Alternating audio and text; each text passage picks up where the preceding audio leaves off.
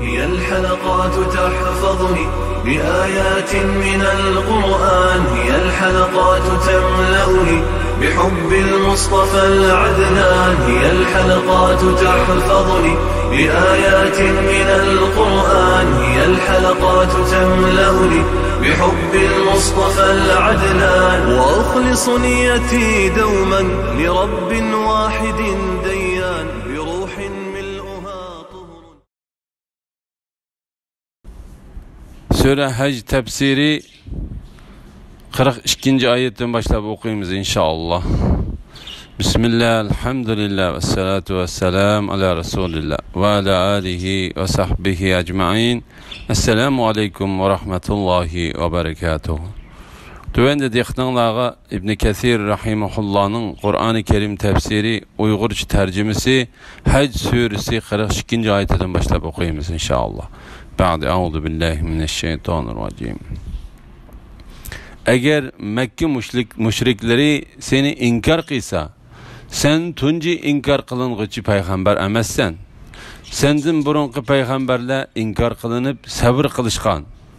Uladın burun Nuh'nun kavmi, Ad halkı, Samud halkı, İbrahim'nin kavmi, Lut'nun kavmi, Medyen ahalisi peygamberlerini inkar kıygan. Musa'mu inkar kılıngan. Kafirlağa mühlet bədim. Andın ulan cezalıdım. Menin ulağı bəgən cezayım qandaqken, nurgun şəhər ahalları zalim boğanlıqları üçün şəhərinin öylərinin ögüzləri örülüb, üstüge tamları yıkılgan, nurgun taşlandı kuduqla ve igiz imaretle ahalisiz kalgan. Ula zımında seyir kılmadı mı? Şunun bilen ula yani seyir kılıp düşünüdüğün dillağa ya ki anlaydığı kulaqlağa igi bulmadı mı? Hakikaten közlerle kor bulmaydı. Lekin kökreklerdeki kalpler kor boludu.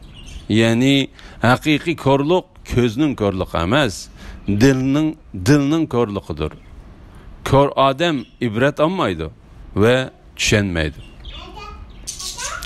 İnkar kılgıçılığının akıbeti.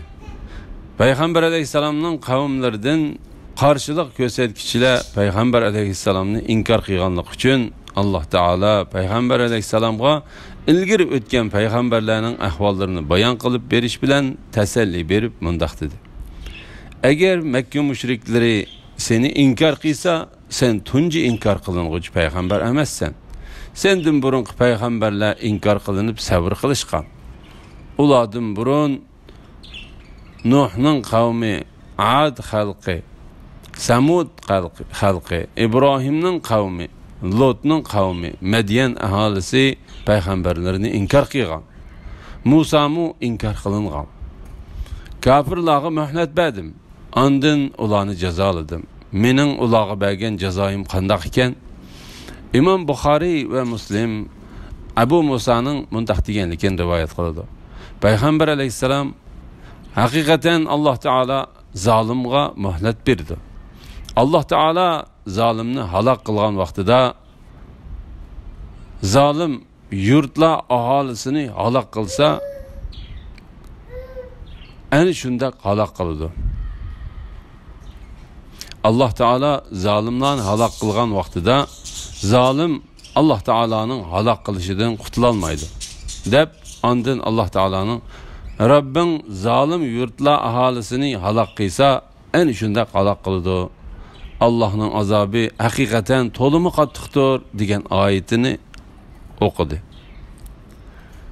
Nurgun şehir ahalileri zalim boğanlıkları üçün, yani özlerinin peygamberlerini inkar kıyganlıkları üçün şehirinin öylerinin ögüzleri örülüp üstüge tamları yıkılgan, yani o şehir kişilerinin öyleri haraplıkka aylandı ve o şehir kuruluşu buzulup gitti. Nurgun taşlandık kudukla, yani əslide suğu kelgüçilerinin köplüğüdün kişiler kıstı-kıstağında kelip su alıdığan o kudukla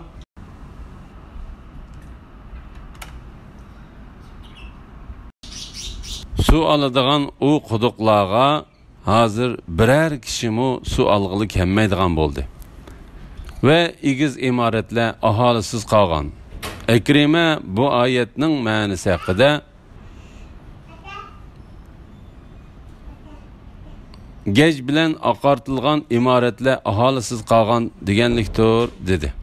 Ali ibn Abu Talib, Mujahid, Ata, Sa'id ibn Jubayr, Abu Malih ve Zahhak qatarlıqlarmu bu ayetning ma'nisi haqida shuningdek dedi. Bazı alimlar bu ayetning ma'nisi egiz imaretler ahalisiz qalğan deganlikdir dedi. Yani bazı alimlar bu ayetning ma'nisi nihoyat puxta ve mustahkam imaretler ahalisiz qalğan deganlikdir dedi. Bu qarashlar ma'no jihatda bir-biriga yaqin bo'lib, bularning orasida hech qanday zidlik yo'q.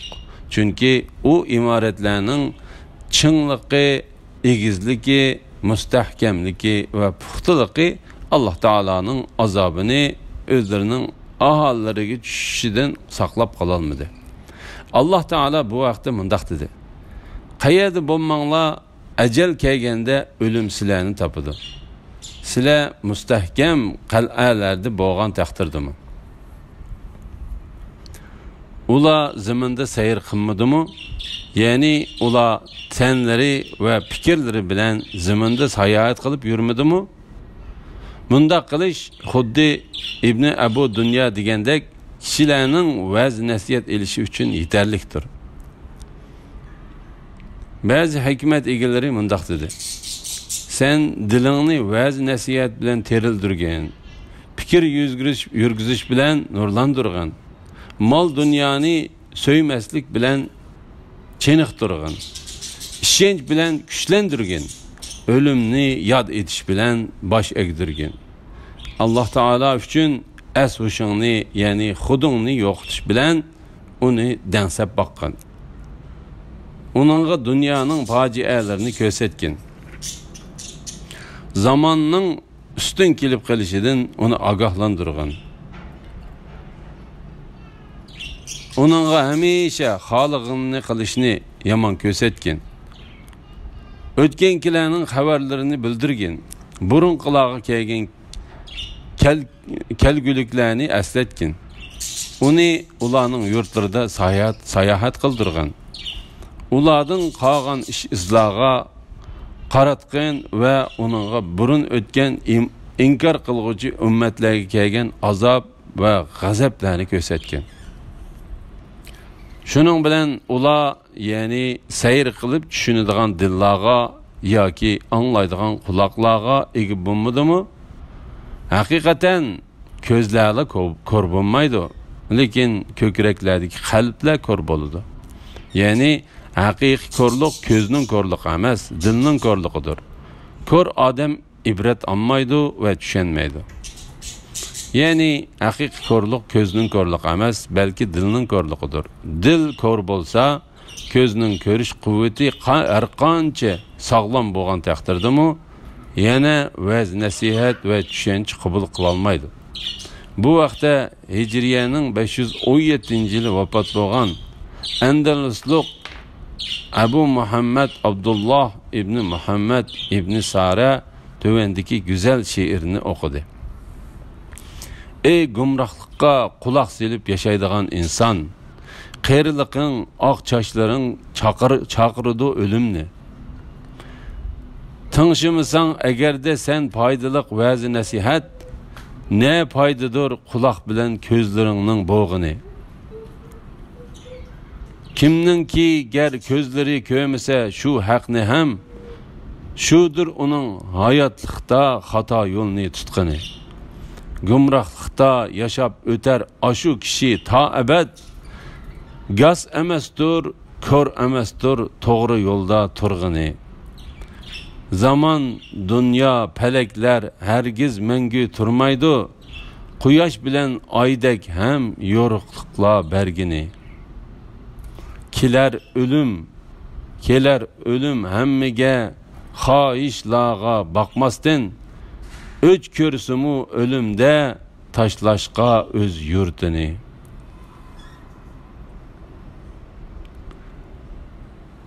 Ey Muhammed sallallahu aleyhi ve sellem, ula yeni müşrikler mesxir qilish yusidan senden azobning tez nazil bo'lishini talab qiladi. Azab cho'qim nazil bo'ladi, lekin uning nazil bo'lishining muayyan vaqti soati bo'ladi. Allah va'dasiga hargiz xilof qilmaydi. Allah bandalarini jazolashga aldirib ketmaydi. Haqiqatan Rabbingning dargohidagi bir kun sizlar sanaydigan 1000 yilchilikdir. Nurg'un shahar aholilari zolim turuqliq ularga men muhlat berdim. Ular bu muhlatga mag'rur bo'lib ketdi. Ondan ya'ni ularga uzoq muddat muhlat berganimdan keyin ularni jazoladim. Oxir qaytadigan joy mening dargohimdir. Ya'ni oxir hammasi menga keladi. Kafirlarning azobning kelishini talab qilishlari. Alloh taolo payg'ambari Muhammad alayhissalomga mundaq deydi: Ey Muhammad sallallohu alayhi vasallam, ular ya'ni mushriklar masxir qilish yusidan senden azobning tez nazil bo'lishini talab qildi. Azob cho'qim nazil bo'ladi, lekin uning nazil bo'lishining muayyan vaqti soati bo'ladi. Ya'ni Alloh taoloni kitobini, payg'ambarini va qiyomat kunini inkor qiluvchi ashu kafirlar senden azobning tezroq kelishini talab qiladi. Alloh taolo bu vaqtda mundaq dedi: O'z vaqtida ular agar bu ya'ni Qur'on sening tarafingdan nazil bo'lgan haqiqat bo'ladigan bo'lsa, osmondan ustimizga tosh yog'dirg'in yoki bizni qattiq azob bilan jazolag'in dedi.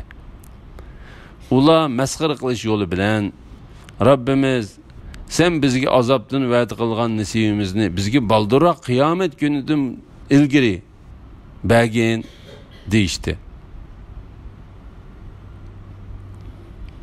Allah va'dasiga hargiz xiloflik qilmaydi. Ya'ni Alloh taolo qiyomatni maydonga keltirish, düşmanlardan intiqom olish va yaqin bandalarini izzatlashga qo'ygan va'dasiga hargiz xiloflik qilmaydi.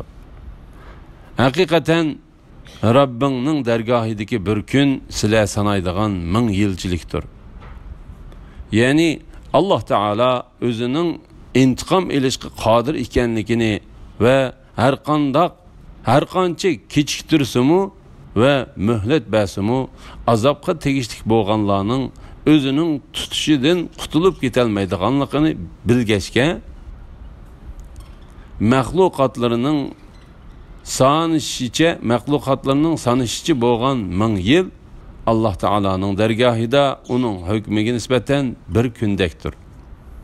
La ilaha illalloh. Nurg'un shahar aholilari zolim turuqliq ularga men muhlat berdim. Ular bu muhlatga mag'rur bo'lib ketdi. Ondan ya'ni ularga uzoq muddat muhlat berganimdan keyin ularni jazoladim. Oxir qaytadigan joy mening dargohimdir. Ya'ni oxir hammasi menga keldi. İbn Abu Hatem Abu Hurayra radhiyallohu anhudan payg'ambar alayhissalomning mundaq deganligini rivoyat qildi. Musulmonlarning faqirlari boylaridan jannatga yerim kun, ya'ni 500 yil burun kirdi. Musulmonlarning faqirlari boylaridan jannatga yerim kun, ya'ni 500 yil burun kirdi. La ilaha illalloh Muhammadur Rasululloh. Abu Davud Sa'id ibn Waqqas'dan payg'ambar alayhissalomning haqiqatan men ummatlarim ichidagi boylarning Alloh taolaning ularni hisob qilish uchun faqirlardan kechiktirib qo'yishi bilan Rabbining dargohida oxiratning kunlaridan yerim kun sabr qilib turishdan ojiz kelib qolmasligini umid qilaman deganligini rivoyat qildi. Saiddan yerim kun qanchalik vaqtga to'g'ri keldi deb so'ralganda Said hozirgi kunlarning 500 yilga to'g'ri keldi deb javob berdi. Subhanalloh. Ey Muhammad sallallohu alayhi vasallam, Allah'ның azabının tez nazil bo'lishini talab qiluvchilarga aytqinki: ey insonlar, sizlarga men haqiqatan oshkori ogohlantiruvchiman. iymon etganlar va yaxshi amallarni qilganlar mag'firatga va esil rizqqa, ya'ni jannatga erishadi. Bizni ojiz bilib, oyatlarimizni yo'q chiqarish uchun terishquchilar ana shular ahli dovzaxdir. Yaxshi kishilarning mukofoti va yomon kishilarning jazosi.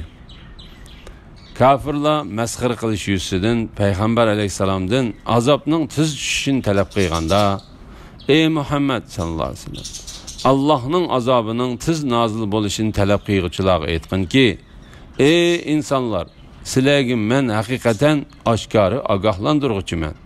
Ya'ni Alloh taolo meni sizlarga qattiq bir azobning oldidagi ogohlantiruvchi qilib avatdi. Sizlarning qilmishlaringlardan menga hech bir mas'uliyat yuklanmaydi. İşlaringlar Alloh taologa topshirilgandir. Agar Alloh taolo xolisa, sizlarga azobni burunli tushirdi. Xolisa kechiktirdi. Xolisa tavba qilgan kishining tavbasini qabul qiladi.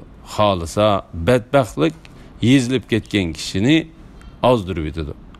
U xoliqini qildigan zotdir. Onunga hech kishi qarshi chiqa olmaydi. Alloh taolo bu vaqtda mundaq dedi. Allohning hukmiga hech kishi qarshi tura olmaydi. Alloh tez hisob olg'uchidir.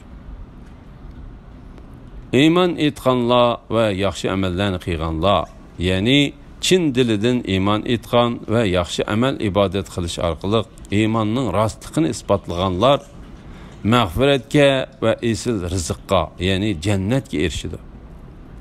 Ya'ni ilgari qilgan gunohlar uchun mag'firatga, oz bo'lsa-mu qilgan yaxshi ish amali uchun mukofotga erishadi.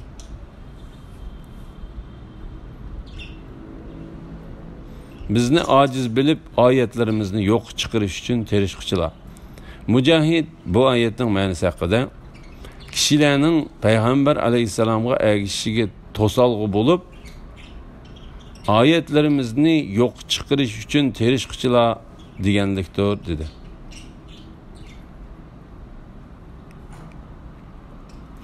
Bu oyatning ma'nosi haqida Abdullah ibn Zubayr mu shundaq dedi. Ayni shular ahli dovzaxdir. Ya'ni ular azobi qiyin qistiqi qattiq bo'lgan ko'ydirguchi o'tqa kirguchilardir. Alloh taolo bizni o'tdan saqlasin. Alloh taolo kofirlarni qattiq azoblaganligi to'g'risida, azoblaydiganlik to'g'risida mundaq dedi.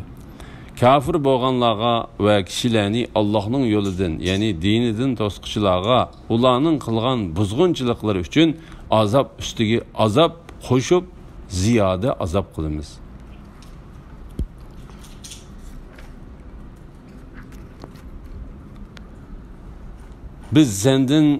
Biz senden ilgari avatgan qaysi bir rasul, qaysi bir payg'ambar bo'lmasin, u Allah nazil qilgan oyatlarni o'qigan chaqda shayton hamon uning qiroatiga shubha soladi. Allah shaytonning solgan shubhisini barbod qilgandan keyin o'zining oyatlarini mustahkam qiladi. Allah hammani bilguchidir, hikmat bilan ish qilguchidir. Allah Teala'nın mundaq qilishi dillarida munofiqlik illati barlarni dillari qasavatlashib ketganlarni, ya'ni Abu Jahl, Nazr, Utbaga o'xshash Allohning zikriga dili erimas kuffarlarni şeytanning solgan shubhisi bilan sinash uchundir. Zalimlar, ya'ni yuqoridagi munofiqlar, mushriklar haqiqatan Allohga va uning payg'ambarlariga qattiq adovatlidir. Alloh taolaning mundaq qilishi ilm ahlilarining Qur'onning Rabbing tarafidan kelgan haqiqat ekanligini bilishlari, shuning bilan iymon etishlari, dillarining Qur'onga bo'ysunishi uchundir. Allah mu'minlarni haqiqatan to'g'ri yo'lga boshlag'uchidir. Şeytanning payg'ambarlarning qiroatiga aralashadiganligi va Alloh taolaning uni bekor qilib yetadiganligi. Ko'plagan tafsirshunos olimlar bu yerda butlarning hikoyasini va Habeşistan'a hicret qilib borgan musulmonlarning ko'p qismining Quraysh mushrikleri iman etdi deb gumon qilib Habeşistandan qaytib kelganligini bayon qiladi. Lekin tafsirshunoslarning bayon qilgan bu hikoyasi to'g'risida darajasiga yetmagan bir bayondan iboratdir. Tafsirshunoslarning bayon qilgan bu hikoyasi to'g'riliq darajaga yetmagan bir bayondan iboratdir. Darajasiga yetmagan bir bayondan iboratdir. Tafsirshunoslarning bayon qilgan bu hikoyasi to'g'riliq darajasiga yetmagan bir bayondan iboratdir. Biz sendan ilgari avatgan qaysi bir rasul, qaysi bir payg'ambar bo'lmasin, u Allah nazil qilgan oyatlarni o'qigan chaqda shayton hamon uning qiroatiga shubha soladi.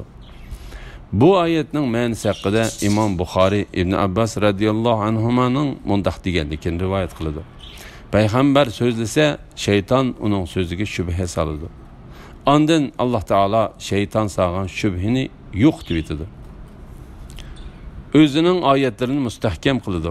Ali ibn Abu Talha Alloh taolaning Allah nazil qilgan oyatlarni o'qigan chaqda shayton hamon uning qiroatiga shubha soladi degan oyatining ma'nosi haqida Ibn Abbas radhiyallohu anhumaning mundaq deganligini rivoyat qiladi.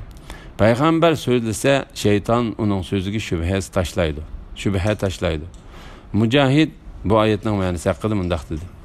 Payg'ambar gap qilsa, shayton uning gapiga shubha tashlaydi. Bu oyatning ma'nosi haqida Bag'aviy va ko'plagan tafsirshunos olimlar mundaq dedi. Payg'ambar o'ziga tushirilgan kitobni o'qiganda shayton uning o'qishiga shubha tashlaydi. Bu oyatning ma'nosi haqida Zahhakmu shundaq dedi. Ibn Jarir bu oyatning ma'nosi haqida payg'ambar Alloh taolaning kitobini o'qisa, shayton uning gapiga shubha tashlaydi deydi. Allah shaytonning solgan shubhasini barbod qilgandan keyin Ali ibn Abu Talha bu oyatning ma'nosi haqida Ibn Abbas radhiyallohu anhumaning mundaq deganligini rivoyat qildi. Alloh taolo shayton tashlagan shubhini yo'q qildi. Allah hammani bilguchidir. Ya'ni Alloh taolo kelgusida bo'ladigan barliq ishlarni va hodisalarni biladi. Uningga hech narsa yo'shirin bo'lmaydi. Hikmat bilan ish qilguchidir. Ya'ni Alloh taolo o'zining o'rinlashtirishlarida, yaratishida, buyruqlarida hikmat bilan ish qilguchidir. La ilaha illalloh Muhammad rasululloh. Alloh taoloning mundaq qilishi dillarida munofiqlik illati ba'lani, ya'ni dillarida shak, shirk, kufrlik va munofiqlik ba'lani, dillari qasovatlashib ketganlarni, ya'ni Abu Jahil, Nazr, Utbaga o'xshash Allohning zikriga dil erimas kuffarlarni shaytonning solgan shubhasi bilan sinash uchundir. Ibn Jarir Alloh taolaning mundaq qilishi dillarida munofiqlik illati ba'lani degan oyatidan munofiqlar dillari qasovatlashib ketganlarni, ya'ni Abu Jahil, Nazr, Utbaga o'xshash Allohning zikrlariga dili erimas kuffarlarni degan oyatidan mushriklar ko'z tutiladi deydi.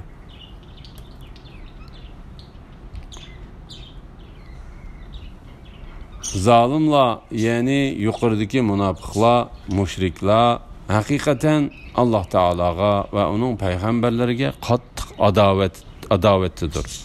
Ya'ni zalimlar qattiq gumrohlikdadir. Qarshilik ko'rsatkichidir. Haqiqatdan va to'g'ridan bak yiroq bo'lgan tarsoqlik ichidadir. Alloh taoloning mundaq qilishi ilm ahlilarining Qur'onning Rabbing tarafidan kelgan haqiqat ekanligini bilishlari, shuning bilan iymon etishlari dillarining Qur'onga bo'ysunishi uchundir. Haq bilan nohaqni ayriya oladigan foydali ilm berilgan kishilarni, Alloh taolo va uning payg'ambariga iymon etgan kishilarni, sana vahiy qilgan narsalarimizning Rabbin Allah tarafidan tushirilgan bir haqiqat ekanligini bilsin deganligimiz uchundir. Rabbin o haqiqatni o'z ilmi bilan tushirdi va uni boshqa bir narsaning uningga aralashib kelishidan saqladi va qo'g'didi. Balki u Allah Taala tövendeki ayetide süpetligen ulug' bir kitaptır. Uningga oldidanmi, arkasıdanmi, yani hech qaysi tarafidan batıl yuzlanmaydi. O hikmet bilan ish qilguvchi, madhiyaga loyiq Allah tarafidan nazil qilingandir. Allah mu'minlarni haqiqatan to'g'ri yo'lga boshlag'uchidir. Yani Allah Taala ularni dunyo va oxiratda to'g'ri yo'lga boshlaydi. Allah Taala'nın ularni dunyoda to'g'ri yo'lga boshlaydi deganimiz, Allah Taala ularni haqqi ergishishga boshlaydi. Nahaqchilikka qarshi turish va uningdan saqlanishda putuq ato qiladi. Allah Taala'nın ularni oxiratda to'g'ri yo'lga boshlashi bo'lsa, Allah Taala ularni oxiratda jannatlarning oliy o'rinlariga yetkazadigan, qattiq azobdan va jahannamdan saqlab qoladigan yo'llarga boshlaydiganligidir. Alhamdulillah, Allah şükürler olsun. Yuqorida Hac suresi tafsiridan 54. oyatgacha angladinglar. Oxirini keyin qatimliq o'qishimiz davomlashtiramiz inshaalloh. Va sallallohu ala Muhammad va ala alihi va sahbihi va sallam. Assalomu alaykum va rahmatullohi va barakatuh.